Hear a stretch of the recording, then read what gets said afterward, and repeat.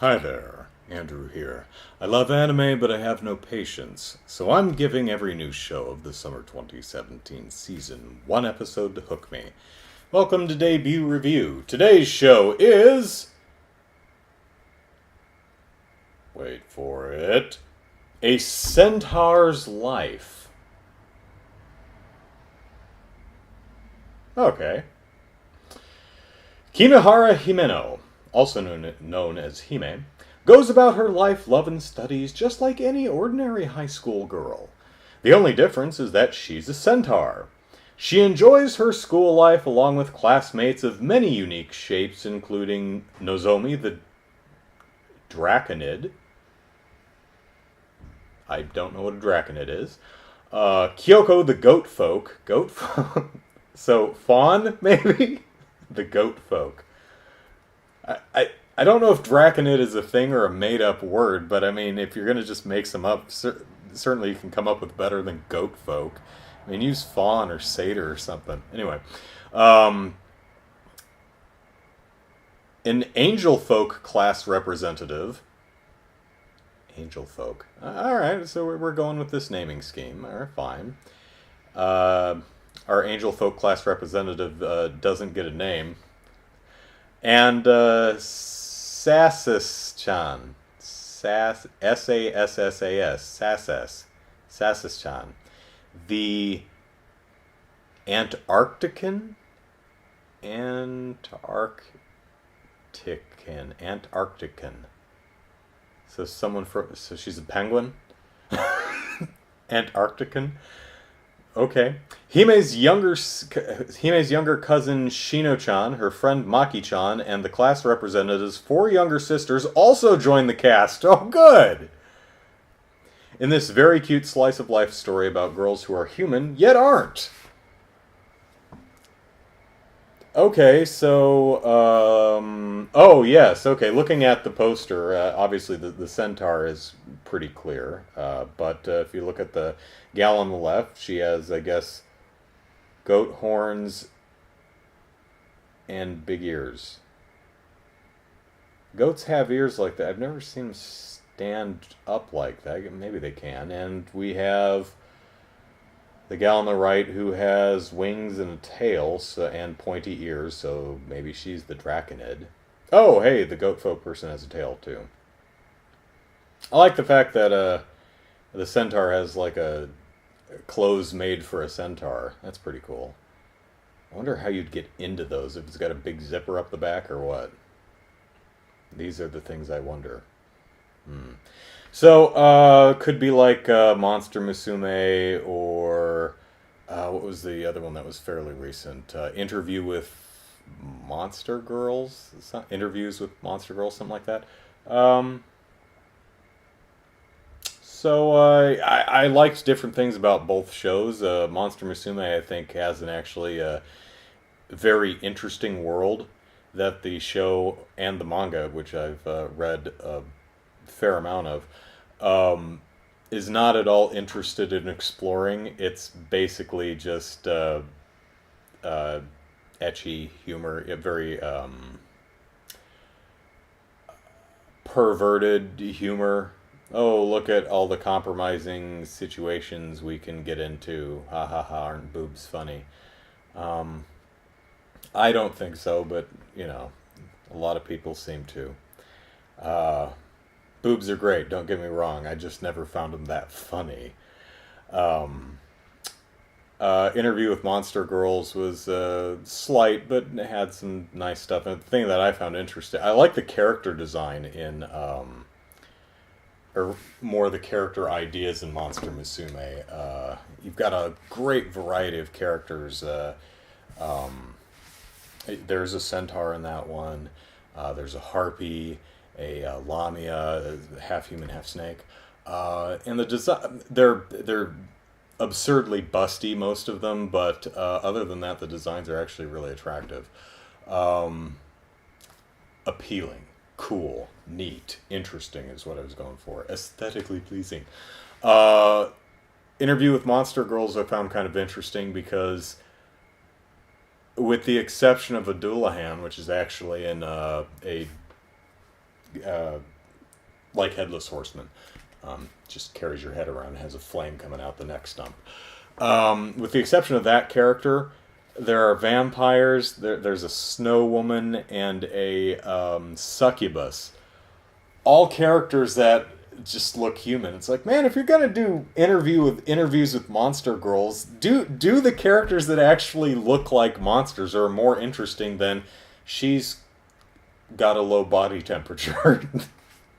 Anyway, so A Centaur's Life. Could be fun. A slice of life school show with magical creatures or fairy tale creatures or whatever they are. Let's check it out. When all is said and done, everyone loves kisses. But not me. So keep your lips to yourself. That's the title of the first episode, or the first part of the first episode. It's one of those A and B stories, part A, part B. It's cute, not particularly engaging. Although the opening does show you what a centaur swimsuit looks like, so that's something. Part A is our class of characters are putting on a school play, and it starts with the centaur and I forget what they're called, but the one with black wings, smooching. And the whole class is like, oh! And the centaur's like, what? It's in the script. They're like, I didn't think you'd actually do it.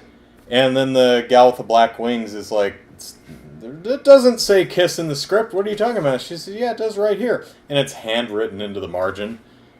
And they point out that's obviously handwritten. Hello. Turns out that the centaur is playing the princess and the black-winged person is playing the prince. Someone else was going to play the prince, and since he wanted to smooch the centaur, he wrote smooch in the script, thinking they'd get to smooch. But he got replaced because he's a dipstick, because he cheated and bribed someone to get the role of the prince. So it fell to the black-winged girl. And so now they're the prince and the princess. And they say, okay, well, we're not actually going to kiss. But it starts a rumor.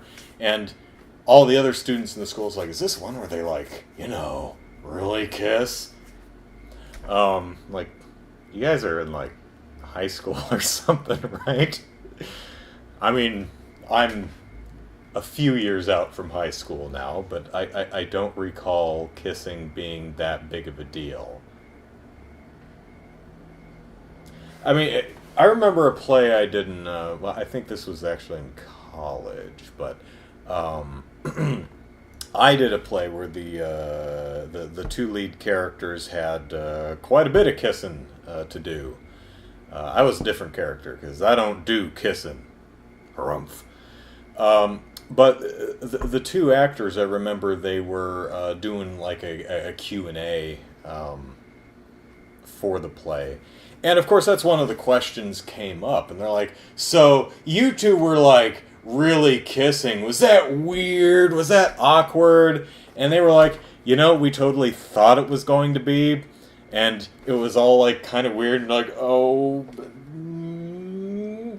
And then then they said, oh, that's it?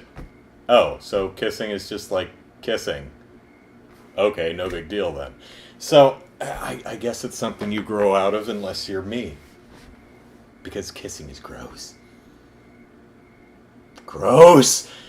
So they put on the play. And part of the set just collapses under their weight because, well, one's a centaur. But she catches the black-winged character and jumps off of the set as it crumbles beneath her and lands, and ha-ha, I have saved the day! And black-winged character is so thankful that her neck isn't broken, that, she kisses her on the cheek, as a, pecks her on the cheek as a way to say thank you. And the audience who was like, you think they're actually going to kiss? Oh, no, they didn't actually kiss. Well, what did we expect? At the peck on the cheek, they're like, woo, kisses! Because, like the episode title says at the end of the day, everybody loves kisses except Andrew. So that's the A story. B story is weird. Ostensibly, it's about the girls, our Centaur, the black-winged one, and the goat girl, who, thinking about her ears, I actually did a Google image search for goats to see if I could find any goats with their ears sticking straight up in the air like that. I didn't see any. I mean, at most I can find some goats with their ears kind of going out at an angle, but I've never seen goats with ears just straight up. I'm not saying they don't exist. I'm just saying I've never seen that, so whatever. Anyway, so the three girls are running, like, during school, like, miles for PE class, but then one of the teachers rides by on a bike and says, hey, lunch is almost over. I'm like, wait, are they running during lunch? Did PE class spill over into hiccup? Lunch hour? Someone says a marathon at one point. I'm like, did they just take a bunch of classes to run that? Not that it really matters, but Goat Girl is just really not good at running. And the whole thing is, she's... But it does come up with an interesting factoid in that the Centaur mentions that it's important to be physically fit because Centaurs don't want to gain too much weight because then they lose the ability to swivel their bodies around. They need the flexibility, otherwise they can't turn around and wipe their own backsides after they poo. Which is something I've never thought about. But it's an interesting thing to think about. How does a centaur wipe its backside? Can it actually turn around far enough to actually reach all the way back there? As long as they don't gain too much weight, yes, they can.